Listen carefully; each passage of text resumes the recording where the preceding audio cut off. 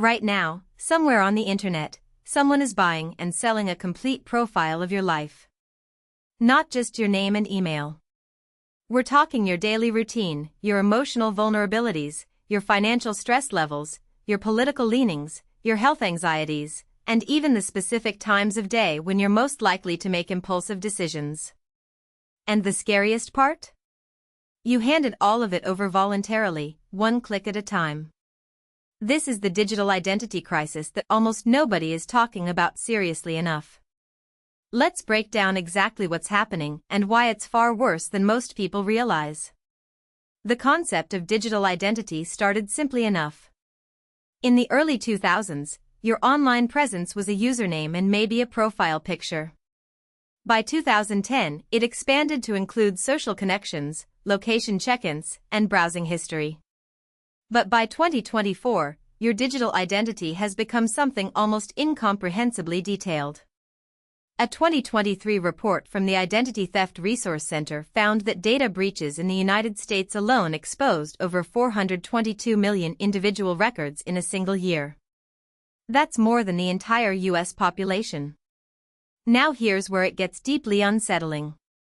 Data brokers, companies most people have never heard of like Acxiom, LexisNexis, and Epsilon, are legally collecting and selling profiles on over 2.5 billion people worldwide.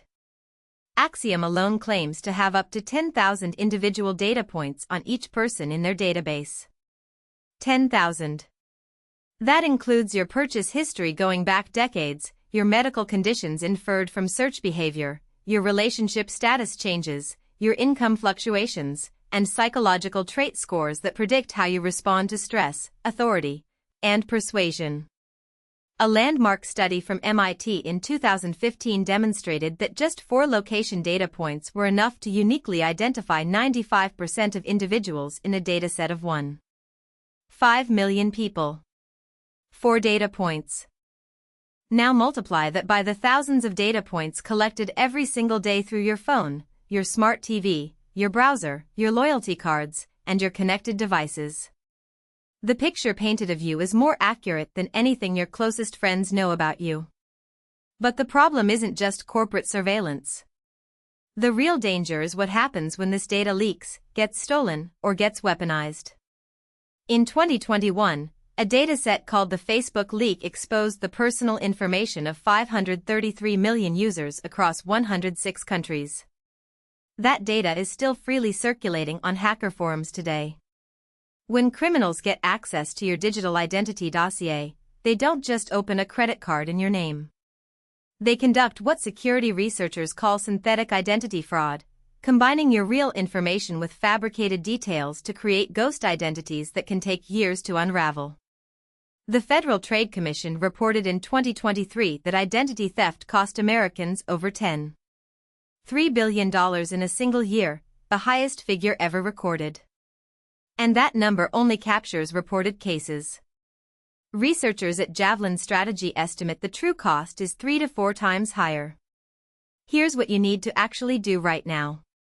First, search for yourself on data broker sites and submit opt-out requests. Tools like DeleteMe or PrivacyBee can automate this process for a subscription fee, but manual opt-outs are legally required to be honored under laws like California's CCPA. Second, use unique email addresses for different services. Tools like Apple's Hide My Email or Simple Login create disposable aliases so breaches stay contained. Third, freeze your credit at all 3 bureaus, Equifax, Experian, and TransUnion. It costs nothing since 2018 and prevents anyone from opening new credit in your name without your explicit action. Your digital identity is already out there. The question is whether you take control of the narrative before someone else does it for you.